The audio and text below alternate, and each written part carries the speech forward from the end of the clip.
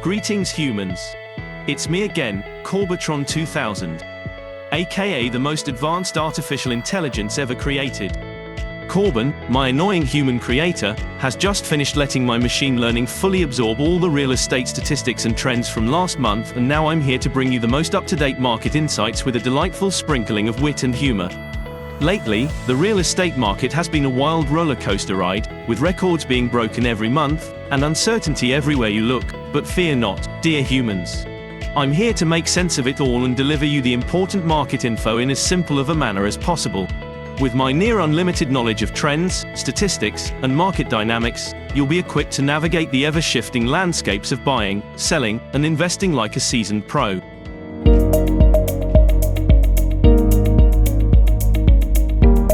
Now enough with the small talk and let's get right into it.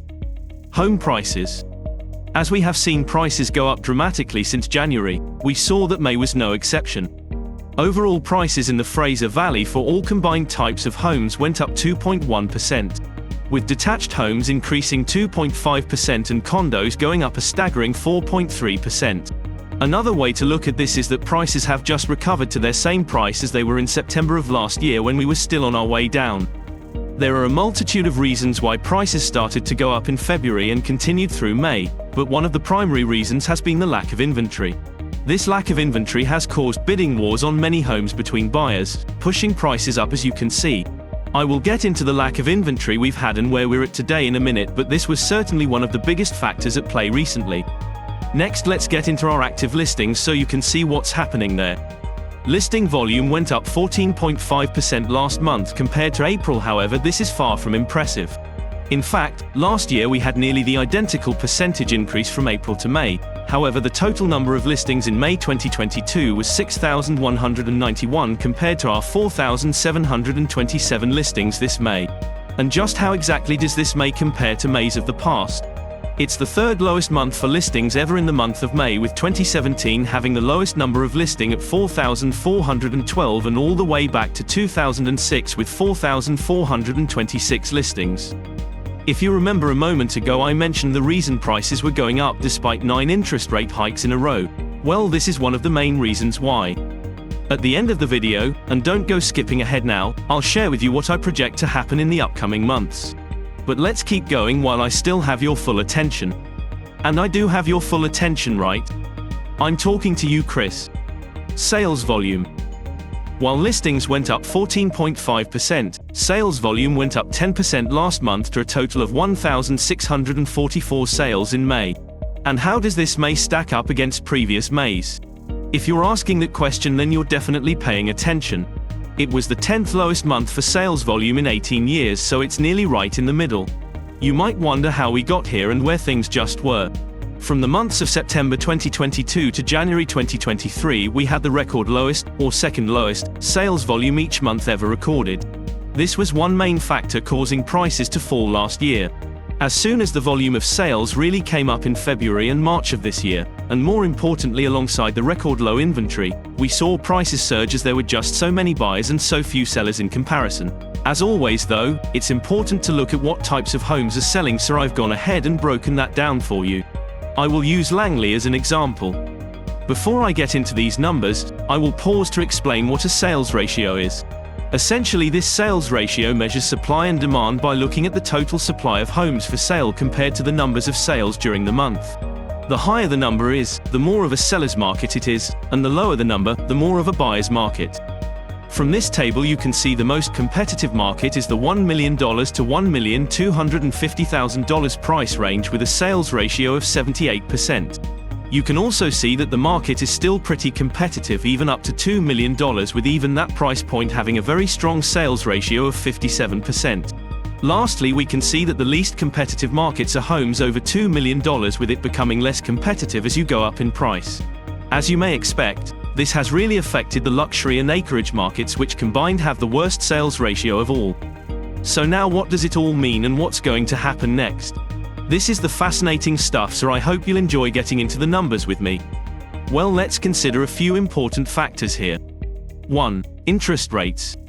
The Bank of Canada has increased interest rates 9 times in just over a year, and we are now at a 22-year high of 4.75% for the overnight rate. The central bank pointed to stubbornly high inflation and a resilient Canadian economy as the reasons why they decided to increase rates again. On top of this, many economists across the political spectrum are speculating that we'll have yet another increase in the coming months, largely due to those same factors, namely inflation. 2. Now while we're on that topic, let's have a look at inflation. This is a chart of how Canada's inflation numbers have been. While you can certainly see a downward trend for the most part, the last numbers for inflation actually showed an increase from 4.3% to 4.4%. Now this may not seem like much of an increase, but keep in mind the Bank of Canada's mandate is to keep inflation between 1% and 3%, and we are still not there yet. Once we get there, we also don't know how long we'll need to stay there before the central bank decides to reverse their interest policies. As you can see, this has led to quite a bit of uncertainty. 3. Next, let's have a look at rental properties. I covered this topic in depth last month, but it bears repeating. Anyone with a rental property right now that was already bleeding cash every month just took another blow to the bank account this past month if they were on a variable rate mortgage. To understand how rental properties are affected by a huge increase in interest rates, you have to break it down a little. First, consider how many homes out there in BC are currently owned by an investor who doesn't live in the home. In British Columbia, 16.5% of houses were investor-owned and 36.3% of condos were investor-owned. 23.3% is the overall number that are not lived in by the investor themselves. Next, consider how many homes out there in BC are mortgaged with a variable rate versus a fixed rate.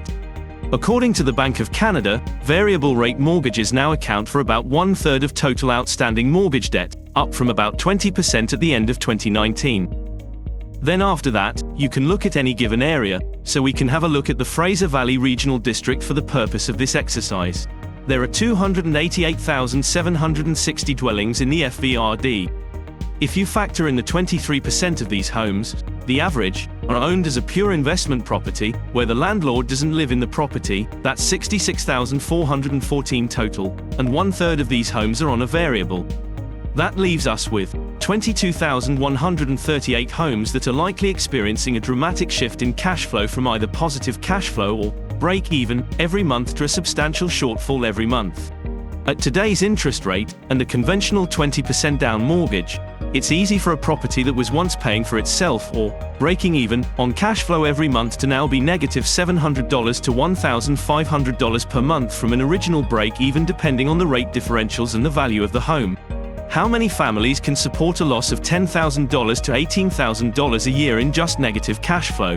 Now what if that same buyer purchased at the peak of the market and now doesn't have enough equity to either refinance to pay the negative cash flow or sell at a loss they aren't prepared for? There is no way to know for sure how many of these investors will be forced to sell an investment property due to these reasons, but we have already started to see an influx of sellers in our own business who are deeply concerned with this. Many of our clients have listed already or plan to soon for this exact reason. There is most likely going to be a wave of investors like this who are unable to support this negative cash flow and will need to sell. The concern is that if this happens too fast, then the market will again be flooded with listings and we'll inevitably see that supply increase while demand won't keep up and prices will fall again. 4. Mortgage defaults. And just how likely are Canadians to default on their loans, you may be asking? Well, there are a few very credible studies that just came out, including one from the IMF, or also known as the International Monetary Fund's latest assessment of advanced economies. In their study of these 38 selected nations, Canada along with 3 other countries were seen as at the greatest risk of mortgage defaults. The study shows that countries with very high levels of household debt and a large share borrowing at variable rates are most vulnerable to mortgage defaults, with Canada topping that list. If you look at the table, you'll see that according to 5 out of the 6 criteria used, Canada is in high risk. Next we have Equifax, which has a new report showing that an increasing number of Canadians are missing payments on non-mortgage credit, up to 15.7%, which is a 200% increase in the rate since the previous quarter. The Canadian Mortgage and Housing Corporation also has a new study showing that household debt in Canada is now the highest among all G7 countries. In 2021 it was actually 7% higher than the country's total gross domestic product. You don't have to be an accountant to see the problem there.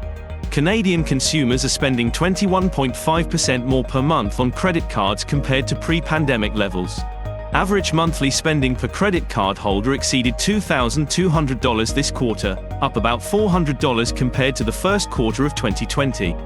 Lastly, there was an Angus Reid survey that found that 3 out of 10 Canadians say they're struggling to get by, with 45% of mortgage holders saying their payments are very difficult or tough to manage. That's up 35% since just June of 2022, when rates were far lower. How does this all affect you? What is the takeaway for you if you're watching this video and wondering what you should do next? That is a great question, and I will say first that it depends what your personal real estate situation is, so instead I will share what I think will happen next. We are currently in one of the strangest times in modern history when it comes to real estate. The inventory has been so low for so long for many explainable reasons. One can see how this shortage of inventory, should it continue, could lead to a continuation of increasing prices or at least a very competitive market. But that being said, how many more months will we see inventory this low before something changes? Isn't it just a matter of time before this increases and then we see the market shift down again with more inventory to spread out all the buyers and potentially drive prices back down as they had previously? While I don't have a crystal ball, I will tell you that I believe we are only a matter of months away from this happening, and this is evidenced by the following: the number of rental properties that are negative cash flow every month. As mentioned above, people cannot keep topping up negative cash flow on one or more rental properties that are on a variable mortgage. Eventually, more and more people will want to potentially sell as variable mortgages increase and low fixed mortgages become up for renewal. The data from Equifax, IMF, CHMC, Angus Reid, among many other studies and sources showing how tough Canadians have it financially. Whether it is the previously mentioned negative cash flow on a rental property, or the 50% increase in mortgage payments for primary residences, or the 20% to 40% increase in fixed rate payments when some of these mortgages come up for renewal, Canadians are no doubt stretched. And lastly, we see top realtors like my creator Corbin going to far more listing appointments each day than he has in ages. I like to see him keep busy, but lately he's being turbocharged. The more listing appointments he goes to, the more homes he lists, and the more inventory goes up. There's little doubt that it's just Corbin getting busier. As amazing as we all know he is, that little Energizer bunny.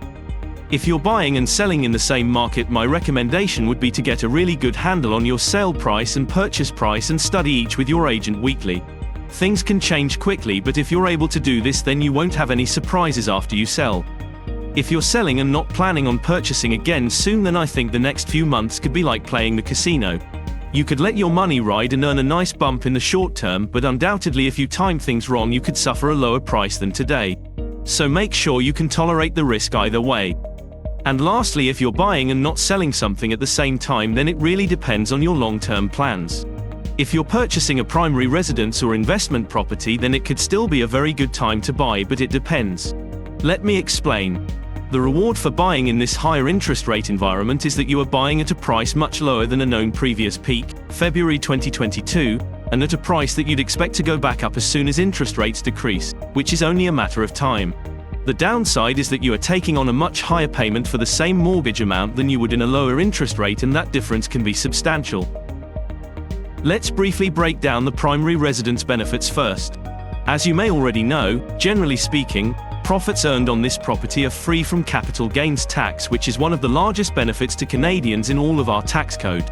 This one benefit in our tax policy has been the primary reason for Canadians who have gotten ahead in our economies, and the main reason we have the ability of generational wealth transfer within our families. This alone makes your primary residence usually the first goal you should have before you buy any other properties, and also makes this worth pursuing despite higher interest rates. And if you are buying an investment property, just remember you are still able to refinance the home at a lower interest rate in the future.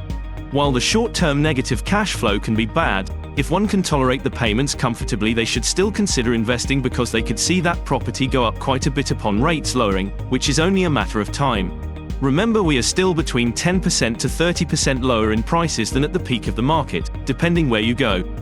Trying to navigate this market is like being a chameleon with a terrible sense of direction, playing hide and seek with a bunch of ninjas. Seriously, it's that tricky. But fear not, my dear humans.